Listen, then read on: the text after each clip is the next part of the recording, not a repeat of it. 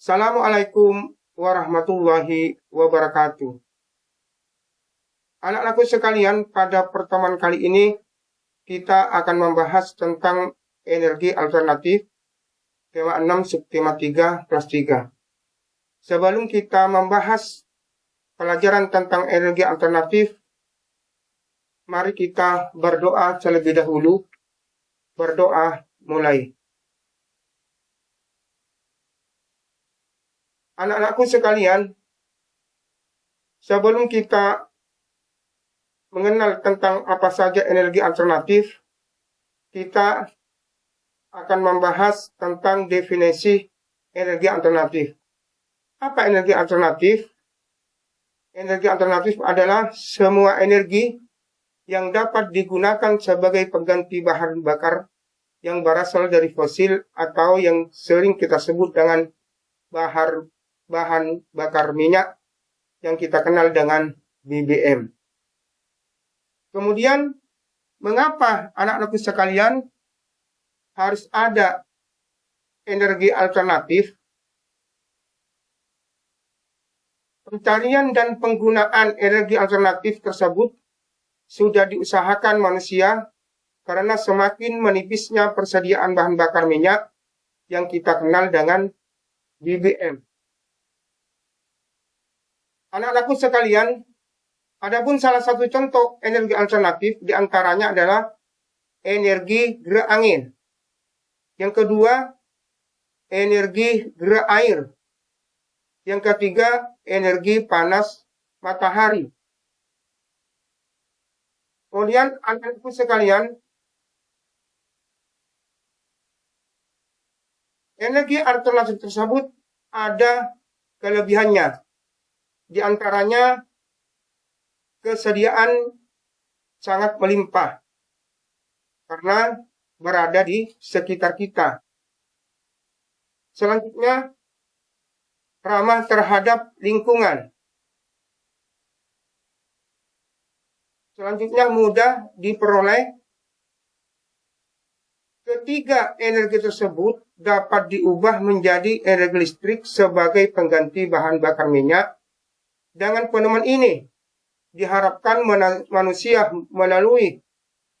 mulai mengurangi ketergantungan terhadap BBM. Anak-anakku sekalian, sekarang gerakan angin. Yang pertama adalah gerakan angin. Manfaat gerakan angin diantaranya adalah dimanfaatkan nelayan untuk menggerakkan perahu. Kemudian membantu proses penyebaran benih tanaman atau penyerbukan alami. Juga bisa membantu menentukan arah bagi para pelaut sebagai sarana olahraga seperti terjun payung dan para layang. Kemudian tidak kalah pentingnya dapat dimanfaatkan untuk membangkit listrik tenaga bayu yang kita kenal dengan PLTB yang memanfaatkan gerakan angin. Inilah salah satu gambar pembangkit listrik tenaga bayu. Kemudian, anak-anakku sekalian, kelebihan dari pembangkit listrik tenaga bayu tersebut diantaranya adalah sumber energi yang tidak akan habis tanpa mencemari lingkungan atau ramah terhadap lingkungan. Energi angin memiliki energi yang sangat besar untuk dibuat skala yang besar. Listrik yang dihasilkan tidak menimbulkan emisi. Turbin angin menggunakan ruangan yang lebih kecil dibandingkan dengan pembangkit pada umumnya. Anak-anakku sekalian, di samping ada kelebihannya, pembangkit listrik tenaga bayu tersebut ada kekurangannya. Di antaranya, anak-anakku sekalian, kekuatan angin tidak selalu tetap. Kemudian memerlukan biaya yang mahal. Memerlukan biaya perawatan yang sangat tinggi, membutuhkan turbin angin yang banyak, dan membutuhkan area yang luas. Turbin angin juga menjadi ancaman bagi kehidupan liar seperti burung yang terbang ke arah tersebut. Kemudian yang kedua adalah gerakan air. Energi air ini merupakan sumber energi yang dihasilkan dari kekuatan air. Untuk menghasilkan energi ini biasanya dilakukan dengan membuat bendungan untuk menampung air. Air di dalam bendungan tersebut kemudian digabung dengan pipa air yang diarahkan menuju turbin. Makin banyak air yang mengalir pada turbin, energi yang dihasilkan ini semakin besar. Anak-anak sekalian, apa saja yang kalian ketahui tentang manfaat air? Di antaranya bisa untuk mandi, kemudian memasak, bisa untuk minum, dan juga untuk mengairi sawah, serta menyirami tanaman. Dan juga yang tidak kalah pentingnya adalah sarana olahraga, arung jeram, renang, bola air, dan lain-lain. Dan juga sebagai pembangkit listrik tenaga air yang kita kenal dengan PLTA. Kemudian inilah salah satu gambar pembangkit listrik tenaga air yang kita kenal dengan PLTA. Ini namanya turbin. Nah, aku sekalian, sekarang apa kelebihan daripada pembangkit listrik tenaga air atau kita kenal dengan PLTA? Yaitu yang pertama adalah ramah terhadap lingkungan. Yang kedua, tidak menyebabkan polusi yang dapat merusak ekosistem air. Tenaga sumber listrik paling bersih dibandingkan dengan sumber energi lainnya. Kemudian, kapasitas output yang dihasilkan dari pembangkit listrik tenaga air lebih besar dibandingkan pembangkit listrik lainnya. Air yang tertampung dalam bendungan ini juga dapat digunakan keperluan lainnya, seperti untuk pembangkit listrik, yaitu untuk irigasi dan cadangan air. Anak-anakku sekalian, kemudian yang ketiga adalah pembangkit listrik tenaga surya. Ini yang memanfaatkan sinar matahari. Ini yang ada pada gambar adalah namanya panel surya yang dipasang di rumah-rumah. Kemudian energi panas matahari, sinar matahari ini merupakan energi utama bagi manusia karena energi matahari dapat dimanfaatkan langsung oleh manusia. Misalnya untuk menjemur pakaian. Selain itu energi matahari dapat diubah menjadi energi listrik dengan menggunakan alat yang disebut panel surya. Energi listrik yang dihasilkan oleh panel surya yang dipasang di atap rumah tersebut dapat digunakan untuk keperluan sehari-hari, seperti menyalakan kipas angin, menyetrika, memasak, dan lain sebagainya.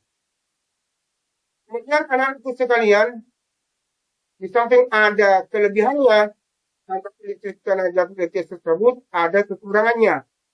Apa kekurangannya? Di antaranya pemasangan relatif lebih mahal. Kemudian daya wattnya kecil, atau lebih kecil dibandingkan pembangkit listrik pada dunia yang lain. Kemudian baterai harus diganti 2-4 tahun sekali. Dan lain sebagainya. Inilah salah satu kekurangan dari pembangkit listrik tenaga surya yang memanfaatkan sinar matahari. Anak-anakku sekalian, kesimpulan dari beberapa energi tersebut, kesimpulannya adalah bahwa beberapa sumber energi alternatif yang dimanfaatkan dalam sehari-hari diantaranya udara dengan pembangkit listrik berupa PLTB. Kemudian air dengan pembangkit listrik berupa PLTA. Kemudian surya dengan pembangkit listrik berupa PLTS. Sekarang anak-anak sekalian, ayo mencari kata yang berkaitan dengan sumber energi alternatif. Lihatlah tabel berikut. Anak-anak sekalian, di antaranya yang ada dalam tabel yang termasuk atau yang berkaitan dengan sumber energi alternatif yaitu minyak. Di situ ada minyak, ada turbin, ada listrik, ada angin, dan juga ada air. Kemudian anak-anak sekalian, mari kita mencari amati gambar. Anak-anak sekalian, mari kita amati gambar layang-layang tersebut. Dan layang-layang tersebut adalah merupakan salah satu yang memanfaatkan energi alternatif, yaitu berupa angin. Layang tersebut sudah siap untuk dilayangkan karena ini sudah ada talinya dan gambarnya juga sudah bagus.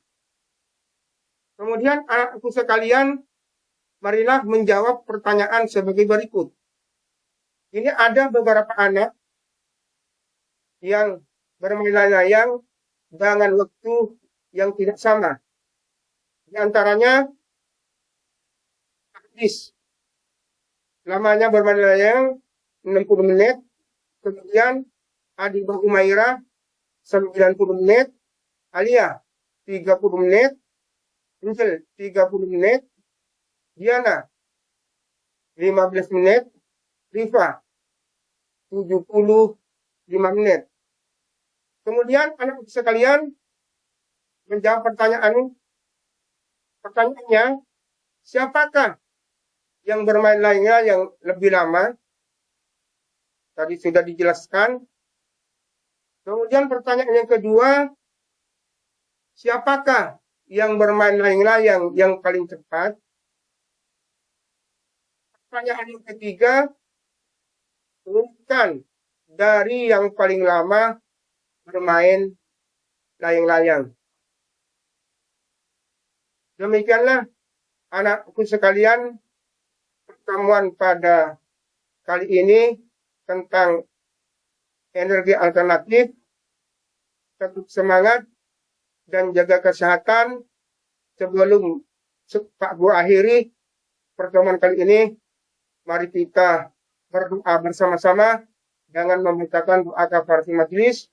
Subhanakallahumma wa bihamdika asyhadu an la ilaha illa anta astaghfiruka wa atubu ilaik. Assalamualaikum warahmatullahi wabarakatuh.